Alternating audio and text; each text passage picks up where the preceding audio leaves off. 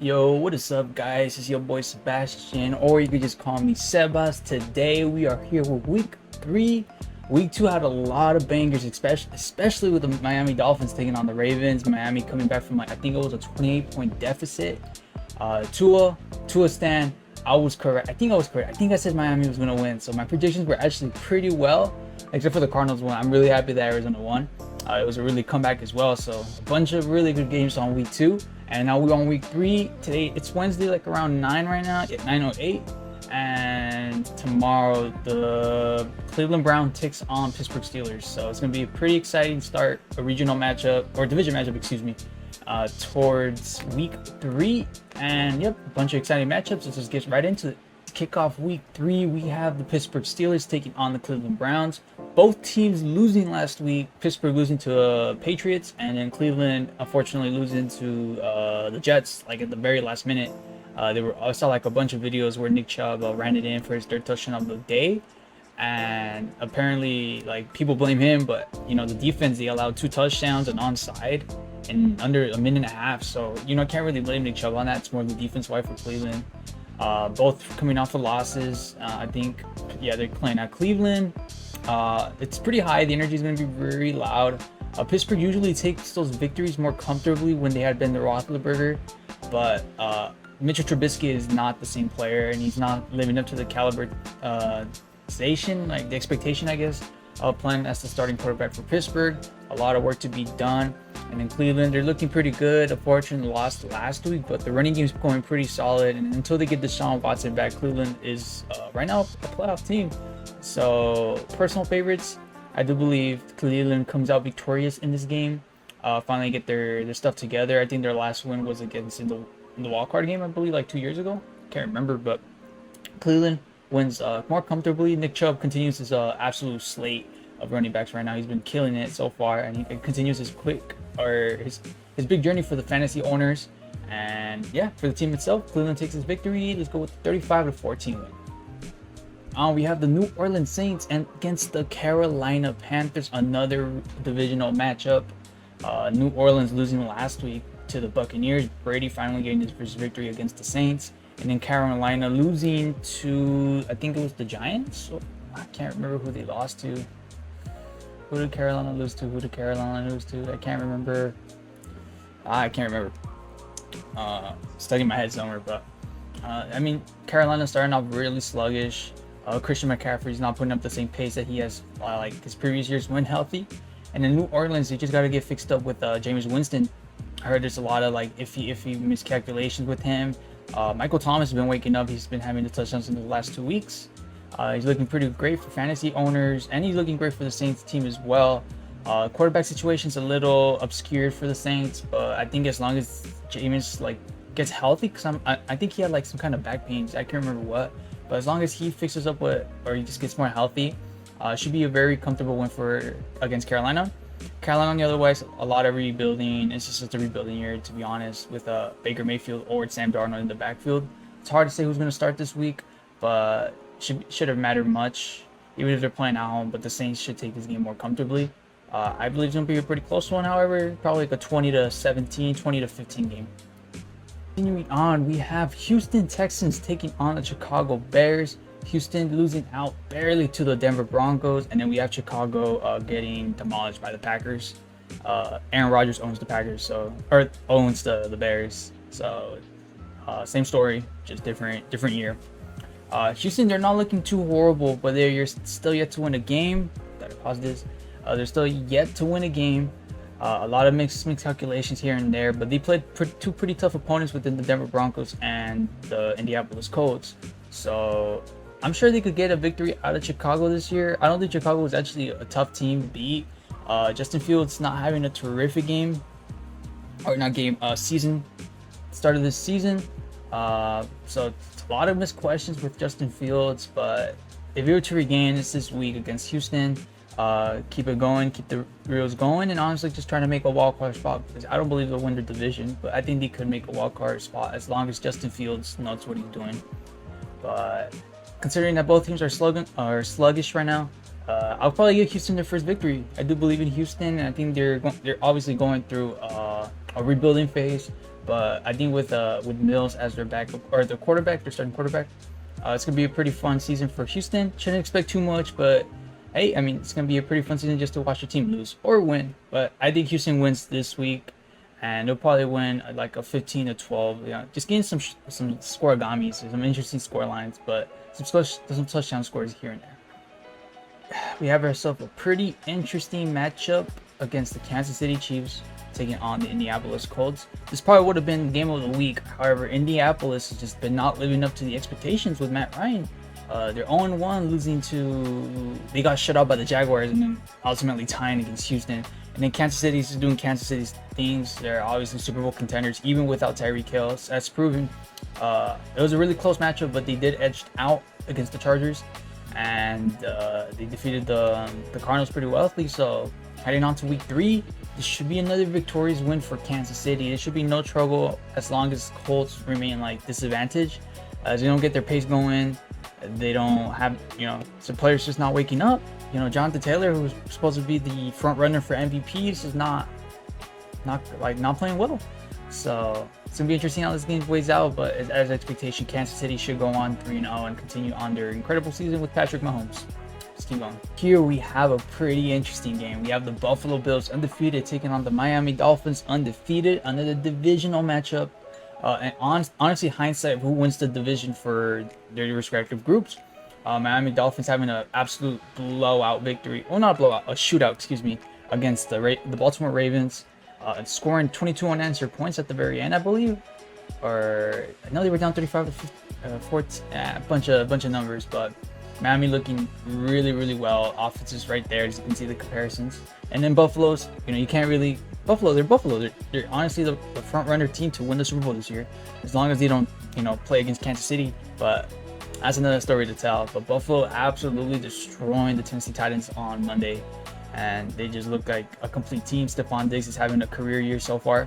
A lot of expectations for the Bills to just absolutely destroy the teams, but they're playing against a very high expected Miami Dolphins with Tyreek Hill and Jalen Waddle. So they have two of the fastest receivers for a reason, and then Tua could actually deliver the ball. So really, really, it should be an absolute shootout as well for these games. I wouldn't be surprised if either team wins, but I'm gonna put my money on the Buffalo Bills, and they're gonna win in shootout fashion, a 41-38 game. It's gonna be a field goal game, but Buffalo stays undefeated and takes a pretty big gap in their division as they're expected to win it all. Trend so far there, we have a lot of divisional matchups this week because we have the Detroit Lions taking on the Minnesota Vikings. Detroit winning their first game last week against Washington. It was a pretty defensive battle from Detroit. Like, they shut out in the first half against Washington, and then in the second half they allowed 22, but they just kept on scoring. So they're looking really great.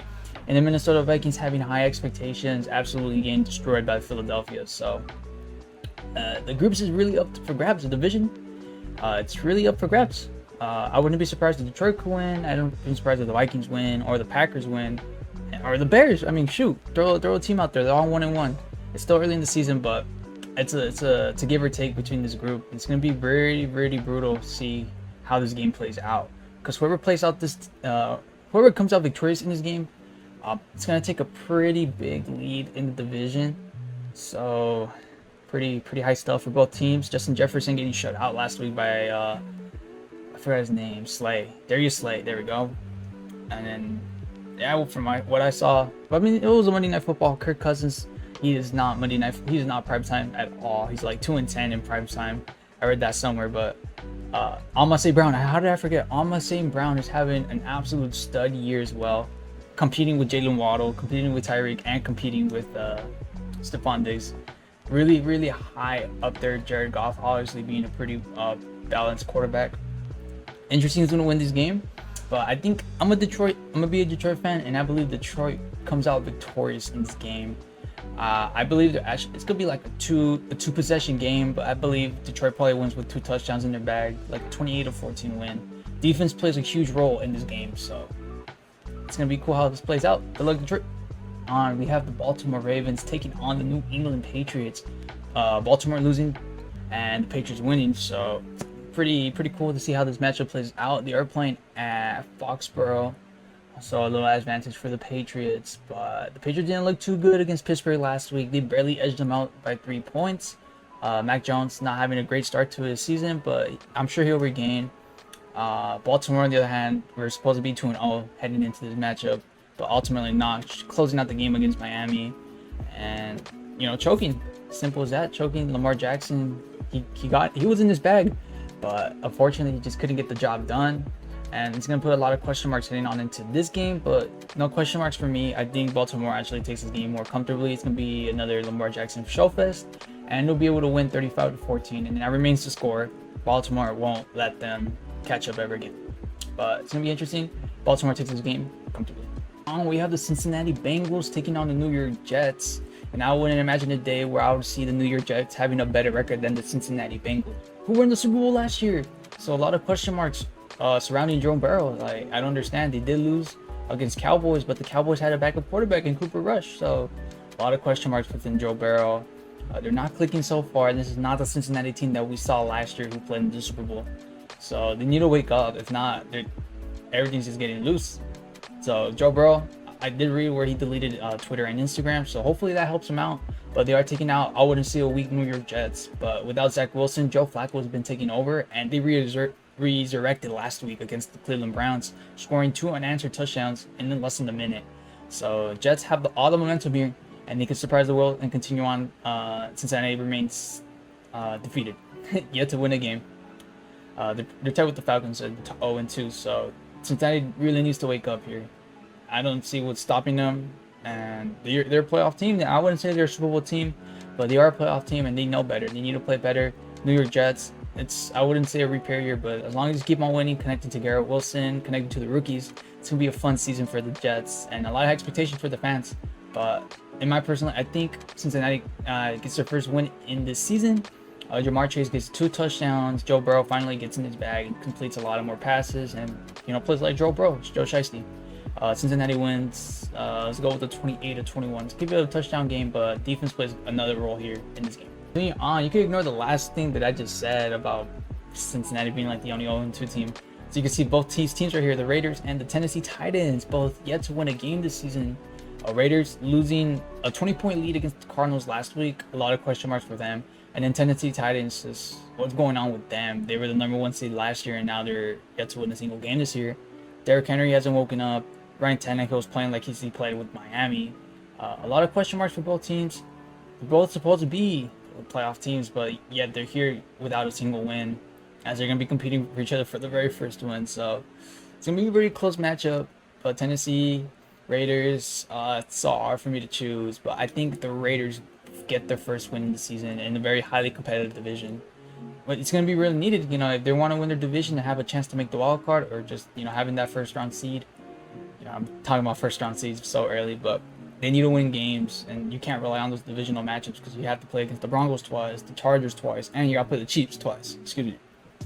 Or just once, because you already played the Chargers once. But a lot of question marks for both teams. I think Raiders wake up with Davante Adams finally having his regular routine as he had with the Green Bay. But Raiders wins this game. Let's go with the 21-20. Let's keep it really close. 21-20. A 1-point game. Daniel Carlson kicks up game-winning field goal at the final seconds to get Raiders the very first W. Good luck to both teams. They need to really wake up. Now we have yet another divisional matchup between the undefeated Philadelphia Eagles taking on the Washington Commanders. Philadelphia looked like a Super Bowl team, absolutely demolishing the Minnesota. And in the first week, I forgot who they played the first week already, but really surprised. Surprising team so far is Philadelphia. They look like a really good offense. Jalen Hurts looks connected with A.J. Brown, Dallas Goedert. It's going to be very hard for Philadelphia to drop this game against the Commanders. They look so on par, and they look like the team where Carson Wentz was taking over. So it's going to be a revenge game for Carson Wentz as he's finally playing against his former team. Fortunate for him, he just hasn't been the same after injury, but if there's one team to not leave out, it's Washington with Antonio Gibson and Carson Wentz in the backfield. So it's going to be cool how both these teams play, but Philadelphia should take this game really comfortably. Good luck to them. And, a lot of more expected things to come for Philadelphia. Everyone wants to see a Philadelphia and the Buffalo Bills Super Bowl. Who doesn't? Finally, heading into the afternoon game slates, we have the Jacksonville Jaguars taking on the Los Angeles Chargers. Jacksonville beating out or shutting out the Colts last week, and then the Chargers losing out barely by the Kansas City Chiefs. Depending on how Herbert plays, how he feels about his it was like a fractured rib cartilage. It's gonna be interesting how they play out. If Herbert plays, I'm sure the Chargers win the game. But if Herbert does not play, Jacksonville might have a chance to actually put some damage into the team. Jacksonville look poised to actually win the division. Their division is just absolutely being terrible so far. So I think they're the only team in their group to actually have a win. So Jacksonville, you could put some damage here, but Herbert plays against the Jaguars, and I think the Chargers will be just fine. But the Chargers probably wins this game comfortably if Herbert plays 28-14. Without Herbert, I'm gonna go with the Jacksonville Jaguars, and they'll probably win a really close game. It'll be flipped, just 28-14 as well if Herbert does not play. All depends on Herbert. We have yet another divisional matchup between the Los Angeles Rams and the Arizona Cardinals. Both teams picking up their first W's last week, with the Rams almost choking the lead against the Falcons, and then Arizona actually coming back against the Raiders. So if there's one team to have all the momentum right now, it's the Arizona Cardinals. Use the second half of the game to just like let it rip and come back. Kyler Murray looked like he was playing very well. He was running the ball very efficiently, and the Rams, the Stafford to Cup connection just stays so strong. So it's gonna be very interesting how both the teams play out. They are playing at Arizona, and Arizona tends to do pretty bad against the Rams when they play at home. But a very high, when the Rams always plays against the Cardinals, is always going to expect a really good game. So good luck to both teams. But I believe the Rams takes this game. I know I'm a Cardinals fan, but I don't really like to. I watch the team, and I don't think they'll be able to beat the defending champs against the Rams. So the Rams, it's going to be a close game though. Let's go with the 28-21 victory. The Rams take it home. Cool matchup. We have the Atlanta Falcons taking on the Seattle Seahawks. Both teams losing the previous week, with the Atlanta Falcons almost coming back against the Rams, and then Seattle Seahawks getting absolutely demolished by the San Francisco 49ers. So a lot of questions for both teams. Less expectation for the Falcons, as many assume it's going to be a rebuilding year, but Marcus Mariota is actually having a pretty fantastic start to the season as a starter, because he usually plays as backup. But if there's one team to keep an eye out, it's the Falcons. They should honestly be 1-1. They should have been in the Saints in week 1. But they couldn't hold the fort down. And then Seattle surprising against the Denver Broncos, but show out their true colors against the San Francisco 49ers. So it's going to be a close matchup, but I believe Seahawks comes out victorious. I think Falcons remain defeated, yet to win a single game, and just continue on their rebuilding year. So Seattle wins this game pretty comfortably at home. Let's go with the 35. Well, that's not still too high. Let's go with the 21-17 game. Pretty close. Here easily we have game of the week, the Green Bay Packers taking on the Tampa Bay Buccaneers. Both teams winning out last week, with the Packers defeating the Bears and Tampa Bay defeating the Saints. Michael Thomas, Mike Evans is not going to be able to play in this game due to the suspension that he had against the scuffle against Marshawn Lattimore. Packers absolutely destroying on the running game. Aaron Jones is having a pretty stellar year as well, continuing what he continued last year. Aaron Rodgers keeping more connected and building the relationship with this younger receiver group. Losing Devontae Adams has hurt him a lot, but if there's one team to not leave out, it's the Packers until they reach into the playoffs, in which they ultimately choke. But we get there at a different time. The Tampa Bay Buccaneers, always in competition, very good defense, very beneficial offense, but losing Godwin and losing losing Godwin and losing Evans is going to hurt them a lot this week, as this even Julio Jones will play this week as well. So Bradshaw, Perryman going to have to step it up.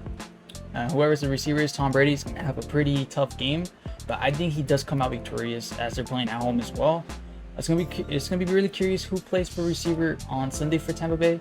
But depending on who plays and who does not play, keep your eyes out for Tampa Bay. But the Packers could easily shock them, but Buccaneers should take this game pretty stellarly, I guess. But I'll keep it close. Just keep it a 25-28 game, probably a field goal game for this matchup. Sunday night, we have the San Francisco 49ers taking on the Denver Broncos. Both teams winning last week as well. San Francisco defeating Seattle, and Denver barely defeating Houston. So a lot of question marks within Denver Broncos right now. Russell Wilson is not connecting as he should. San Francisco having a pretty destructive week last week. I think they'll continue their momentum this week and having a pretty stellar game against their former rival quarterback within Russell Wilson. But Russell Wilson genuinely has a pretty good game against San Francisco. So this is going to be a pretty high Sunday Night Football game to watch out. But I'm going to put the Denver Broncos to win this week. And I believe they'll win comfortably as well. Russell Wilson finally gets into the grooves. Finally connects to the receivers, the running backs, the plays, and everything. And should be able to come out victorious at home with the fans. And they should be able to win a 35-32 game. I'll keep it really high scoring game, but really close. So 35-32 win, a field goal wins it. A lot of games this week. But that ends the Sunday slate. Let's head on to the final game. Finally, to end week 3, we have the Dallas Cowboys taking on the New York Giants. Both teams winning last week as well. New York, I'm pretty sure New York defeated Carolina, and then we have Dallas defeating the Cincinnati Bengals. So both having pretty momentum games so far. New York shocking, undefeated yet. And Dallas Cowboys losing Dak Prescott for a couple weeks, but looks like they did not skip a beat with Cooper Rush. So it's going to be pretty cool how both these teams play out. Yet another divisional matchup. But I believe Giants remain undefeated, and I believe Saquon Barkley has a career game tomorrow. On that Monday. He's going to blow out the Dallas defense. It's going to be pretty cool how they play out. I wouldn't be surprised if Dallas provides competition, but I don't think they'll be able to win against the Giants. The Giants look pretty well, and I think they're on pace to win their own groups. So pretty good start for the Giants, and there's a lot to expect for them as well. That ends that. Let's head to the conclusion. Ends my little small summarization of week 3 for this week. Be sure to take a look at tomorrow's game between the Steelers and the Browns to kick off week 3. A lot of exciting matchups, a lot of divisional matchups as well. So pretty interesting to keep an eye on those two, on all those matchups, excuse me. But enough of that. Hopefully, good luck to all the fantasy players out there who's been playing a lot of players. Continue on a good stride. I'm yet to still win a game in my fantasy, but it's a bunch of bullshit, so I hate that. But that's enough about me. My name is Sebastian, or you could just call me Sebas. That was my predictions for week 3. A lot of exciting matchups, and I can't wait for something to hit already. So good luck to Steelers, good luck to the Browns tomorrow. Let's hope this kick off a pretty wonderful week 3, and I'll catch you guys on the next one. So peace out, guys. Thank you guys for watching.